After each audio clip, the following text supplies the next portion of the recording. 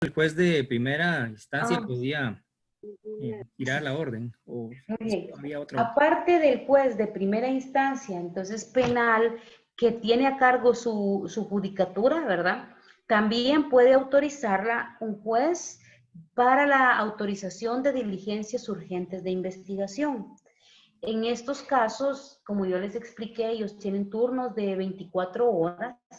El juez puede autorizar en cualquier momento de esas 24 horas la realización de estas interceptaciones. Puede autorizarlas. De hecho, es bien común que incluso para el territorio nacional puede ser que la fiscalía pida a las 2 de la mañana un allanamiento, una solicitud de interceptación o cualquier cuestión similar, y en horario ya de 7 o 6 y algo de la mañana ya está en el lugar realizando la investigación correspondiente, o bien interceptando. Por eso es que hablamos de la urgencia y que el juez será responsable si demora injustificadamente en emitir la resolución, porque hay cuestiones de carácter tan inmediatos que deben ser autorizados por un juez a la brevedad posible. Y para cumplir con las capacidades de turno, distinción de turno de los tribunales, es que se crea y recientemente este tipo de jueces de primera instancia que autorizan diligencias urgentes de investigación. Entonces pueden hacerlo cualquiera de ellos dos. Siempre son jueces de primera instancia. Gracias. ¿Cuál es la pregunta, Marlon? Perdona.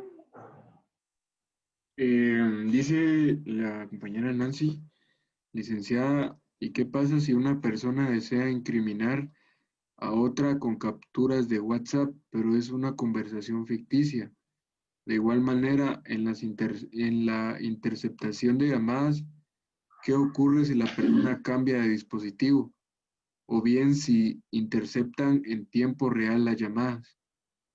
Muy bien. Van a documentar todas las cuestiones que tengan que ver con la grabación. Por ejemplo, ya ha pasado lo que indica la compañera, y es muy cierto que se busca incriminar a alguien con este tipo de situaciones.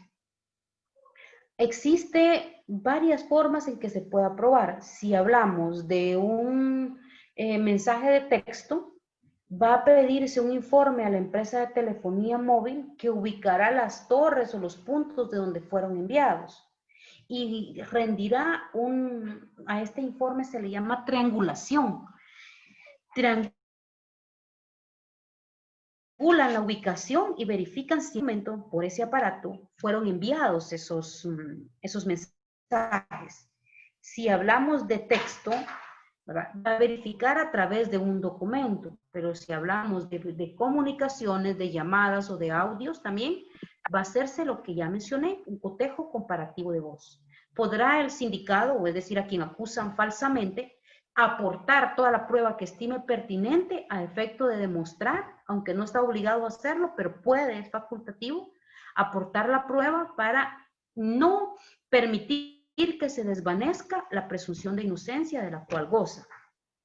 Posterior a ello, si se demuestra su inocencia, que no es la persona que trasladó los mensajes o envió esos audios o realizó las llamadas, entonces puede proceder penalmente en contra de la persona que simuló la comisión de un delito, ¿verdad? Puede procesarse por dos cuestiones, ya sea denuncia falsa o simulación de delito. Por estas dos acciones pudiera iniciarse una investigación penal en contra de aquella que de manera maliciosa denunció a la persona.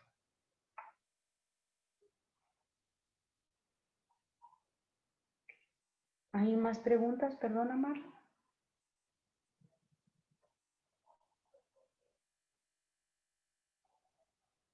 Por el momento no le puede continuar. Muy bien. Bien.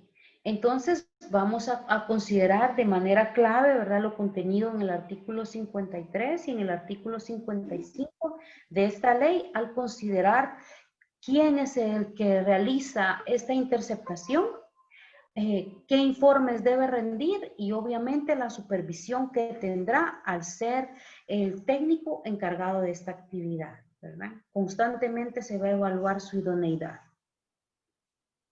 La siguiente diapositiva, por favor.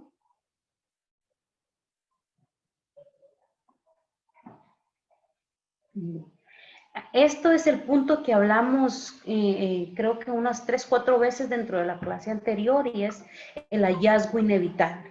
Sucede, compañeros, que cuando se realiza una operación encubierta, una interceptación o alguna cuestión similar, puede que se descubran otros hechos que no son los que se pretendían investigar. Por ejemplo, si hablamos de comercio de drogas y de repente encontramos que se está hablando de prostituir menores de edad, este hallazgo deberá ser trasladado al juez de inmediato. Y aquí sí se puede autorizar una investigación paralela por este otro hecho y están obligados los jueces y los fiscales a darle la debida diligencia para investigarlo. Por eso se denomina hallazgo inevitable. En el transcurso de la investigación encuentran una acción delictiva y tiene que investigarse. Obviamente, inevitablemente, el agente que investiga debe trasladar ese reporte. Esto lo contempla el artículo 63 y señala que cuando, a consecuencia de una medida de interceptación autorizada conforme a la ley, punto clave, ¿verdad? Si demuestra que esa interceptación fue de manera ilegal, el medio de prueba o el hallazgo que se obtenga también resulta ilegal. Entonces, si se comprueba que esa interceptación fue autorizada conforme a los parámetros legales y resulta información de hechos delictivos de la persona o estructura que se investiga, o bien de un tercero que está en comunicación con la persona investigada, de los cuales no tenían autorización para investigar, entonces el fiscal deberá proponerlo y de trasladarlo al juez para que éste amplíe la autorización, ¿verdad?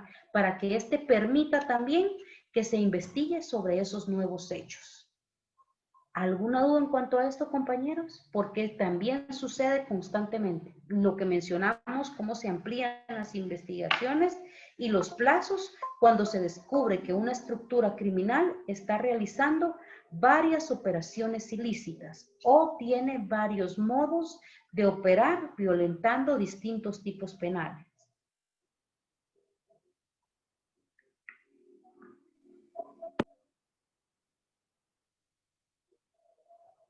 ¿Estamos bien ahí? Sí, Ligda. Bien, perfecto. Avancemos, por favor, Marlon. Bien, lo que les mencionaba, esto, compañeros, es fascinante poder determinar cómo puede el INASIF realizar este tipo de diligencias. Cuenta con salas de audio especializadas para el desarrollo de este medio de prueba y que cuente con las condiciones óptimas para ser incorporado al proceso penal. Esto lo vemos en el artículo 71, que indica que las voces provenientes de una comunicación interceptada en contra del imputado podrán ser cotejadas por los medios idóneos para ser incorporadas al proceso penal como evidencias o medios de prueba. Detallo este artículo. Primer punto a considerar, que las voces, o sea, se va a referir únicamente a grabaciones, a audios que pueden ser de llamadas o de mensajes auditivos.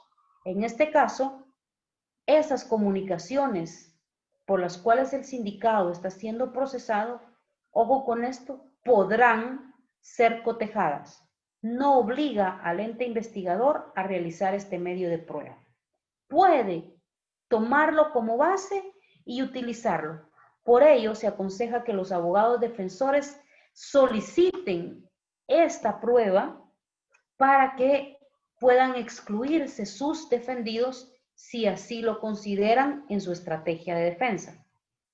Pues, al no ser obligatorio, sino facultativo, no pudiera pedirse, por ejemplo, una clausura provisional argumentando que el fiscal no hizo una buena investigación por no haber hecho el cotejo o solicitado el cotejo comparativo de voz. Tampoco podrá atribuirse o solicitarse un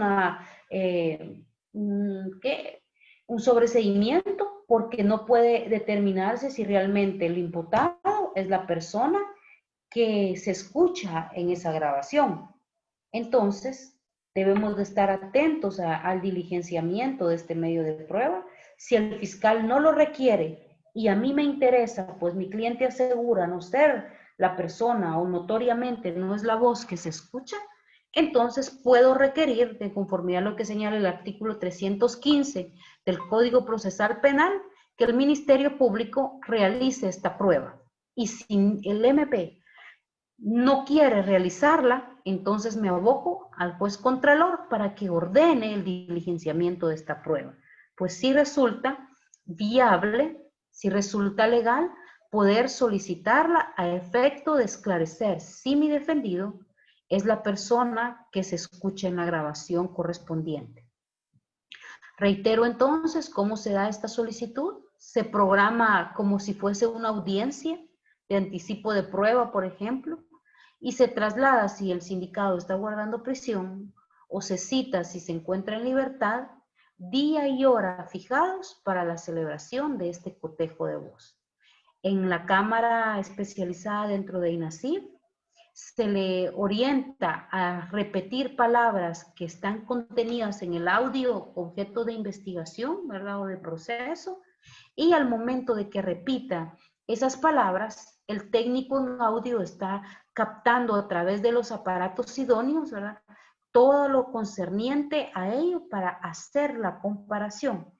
Luego entonces de que se graba al sindicado, se coteja con el audio que ya se tiene y se emite también un dictamen, un informe especializado por un técnico en la materia del Instituto Nacional de Ciencias Forenses entonces, que rendirá su informe con base a los parámetros legales de los peritajes forenses, al indicar entonces a quién le practicó el cotejo comparativo, cuándo, cuál fue la metodología que utilizó y cuáles son las conclusiones a las que arribó luego de haber practicado la pericia.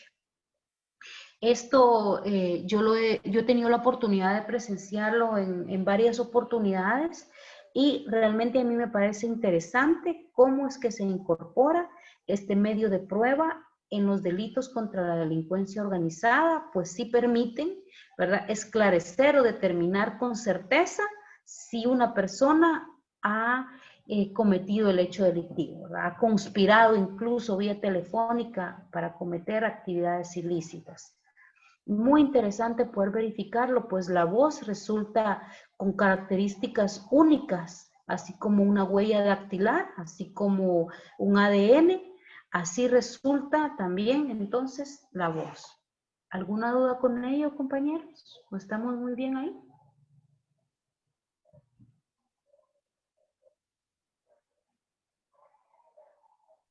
Ahí estamos.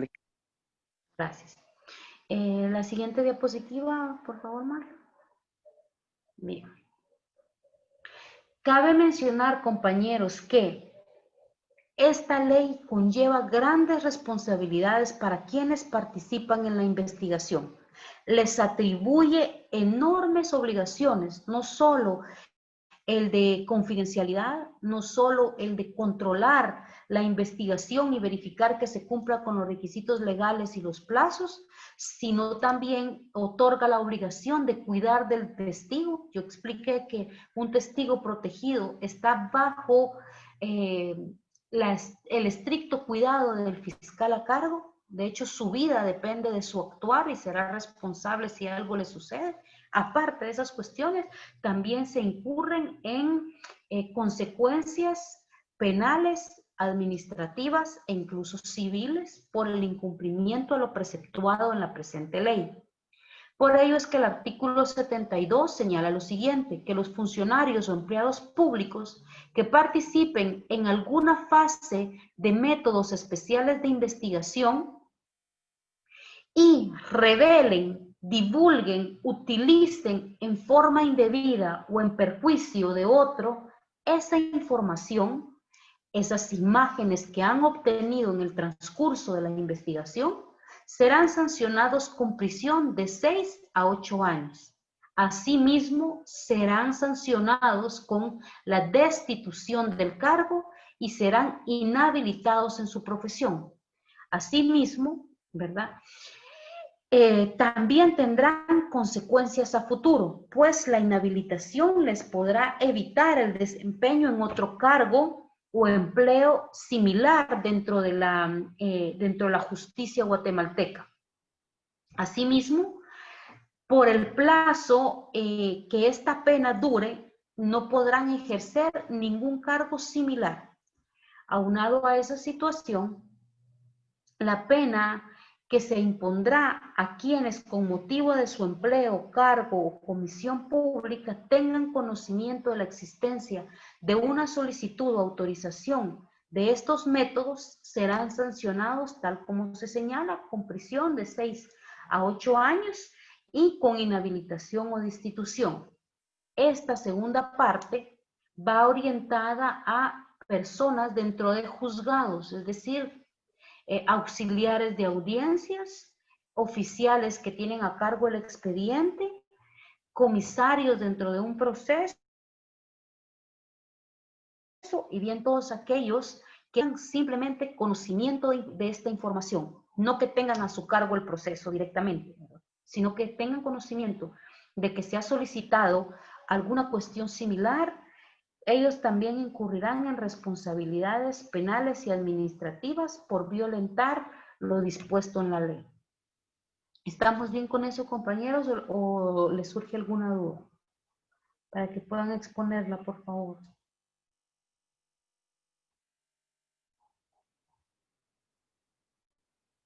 Esto resulta delicado, compañeros. De hecho, más de alguno ha de haber escuchado un proceso o que se detuvo a una persona en uno de los juzgados de mayor riesgo, a cargo de la jueza Erika Aifán, donde se le señalaba por situaciones similares, violentar o informar, divulgar o utilizar de manera indebida información que obtuvo dentro de un expediente que se encontraba en reserva o en confidencialidad. Entonces sí es posible que las personas sean procesadas. Un claro ejemplo entonces es el que se les acaba de citar, sin que yo pueda indicar que la persona es o no es responsable, no emito juicios de valor al respecto, solo cito como ejemplo que el sistema de noticias de nuestro país trasladó esa información donde una oficial de este juzgado fue detenida, señalada de una infracción penal como esta. ¿Alguna duda, compañeros? No, licenciada. Muy bien, perfecto. La siguiente, por favor. Terminaremos pronto. Bien. Y terminamos con esto, con el colaborador eficaz. En esta parte del proceso penal, con la intención de esclarecer un hecho, de tomar la estructura criminal y desarticularla, se considera que el derecho penal tiene esta característica de ser premial, es decir, que otorga beneficios a una persona que desee colaborar eficazmente en esclarecer un hecho delictivo. Y la persona que ha participado en un hecho ilícito, sea o no integrante de un grupo delictivo organizado, y presta su ayuda para colaborar, ahí está la clave, eficazmente para la investigación y persecución de los miembros de ese grupo organizado, podrá recibir los beneficios que otorga la ley.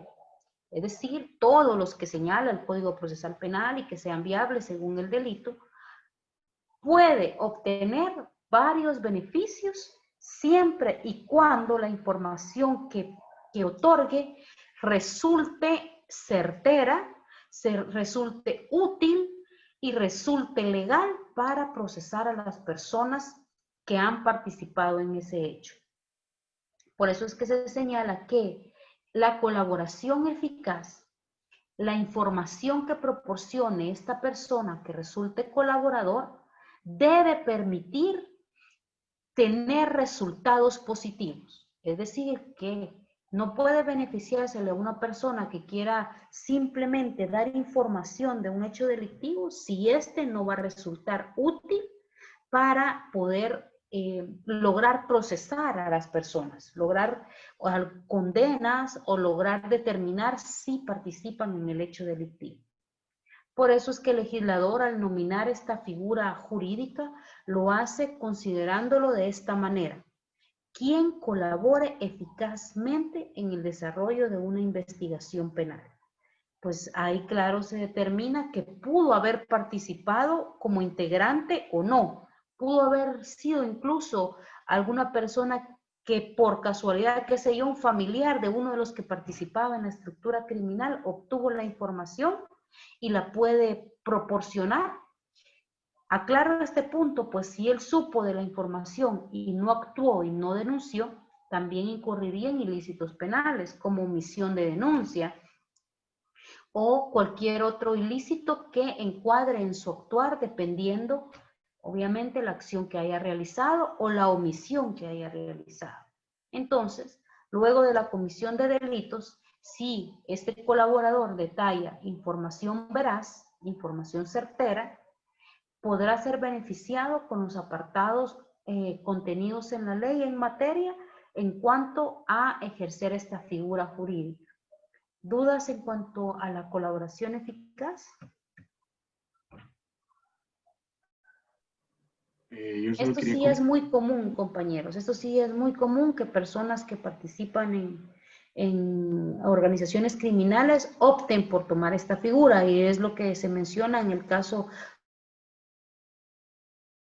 contra Otto Pérez Molina, Roxana Valdetti, el caso que yo les mencioné de una estructura criminal de San José Pinula también, que uno de sus miembros decide colaborar y dar el detalle de quiénes ejercían la función de sicariato, cuál era su forma de operar, cómo lo realizaron detalladamente, ante quién iban dirigidas estas acciones violentas.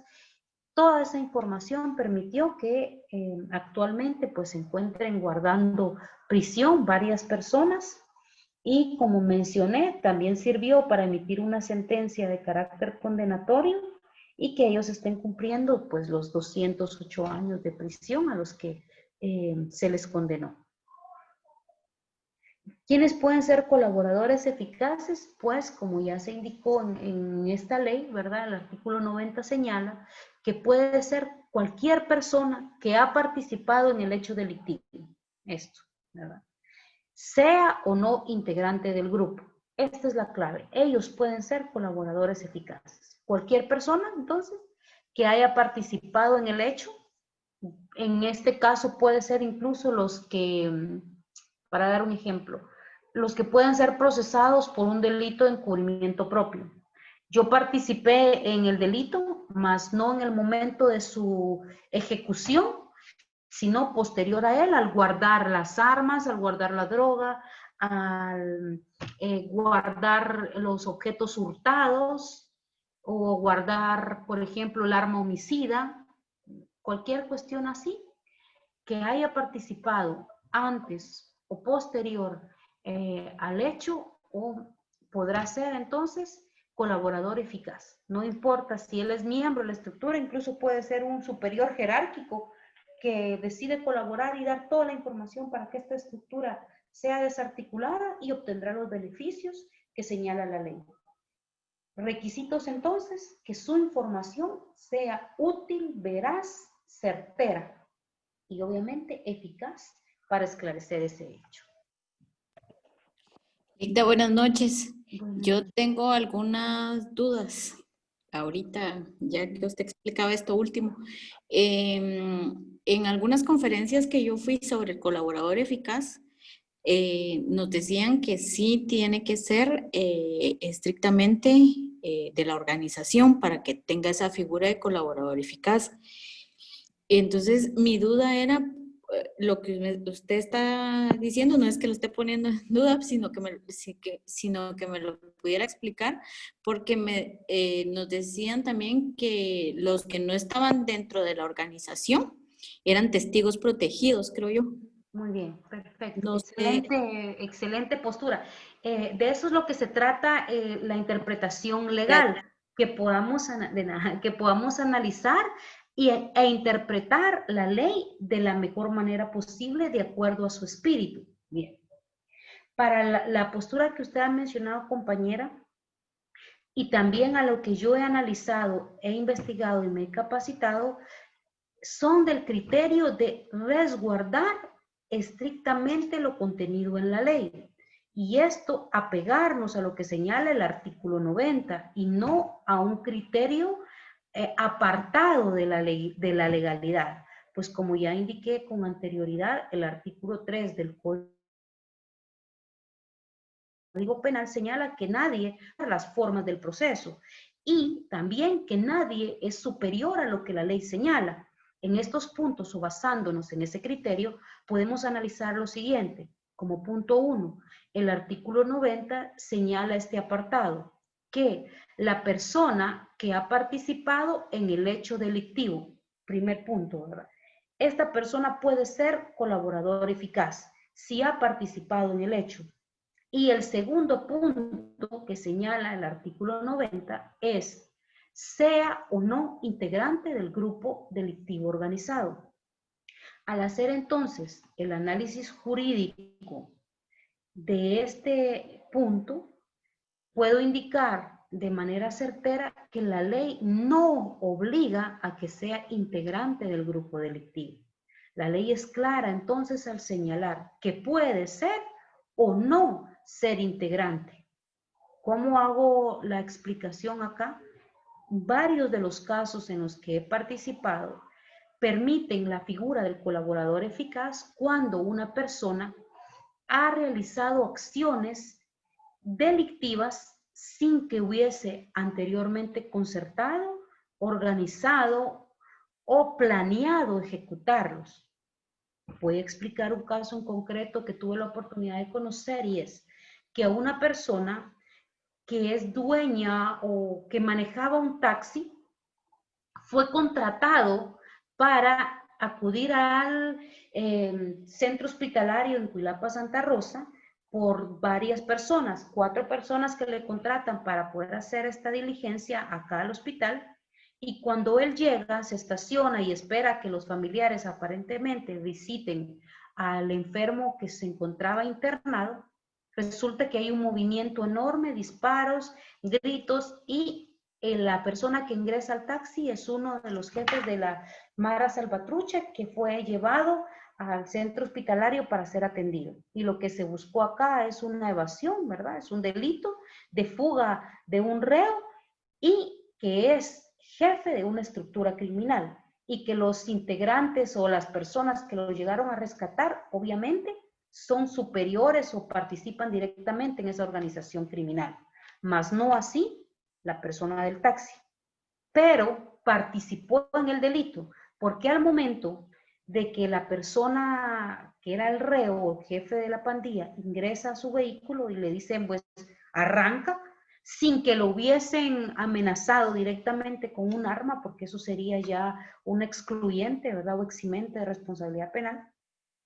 Él, por el temor, decide ir y dar marcha al vehículo. Deciden irse por una calle de terracería alterna a la principal de este municipio y por fuerzas policíacas en operaciones conjuntas y al unir pues esfuerzos logran la captura de esta persona. Toda esta estructura, o al menos los jefes que iban ahí, las 4 personas más el quinto, que era el reo, fueron procesadas. Se determinó que participaban en varias acciones delictivas. De hecho, ya tenían investigaciones anteriores, pues esta persona también se dedicaba a extorsionar y a ordenar ejecuciones dentro de la prisión.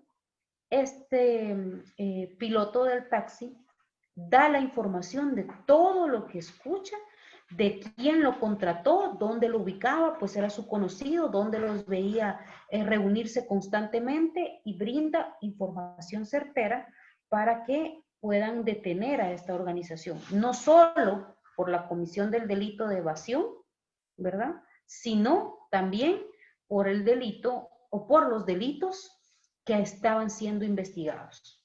Entonces yo puedo indicar por experiencia en la práctica procesal que sí se da el hecho o se cumple con lo que señala el artículo 90, de que puede o no ser integrante del grupo delictivo.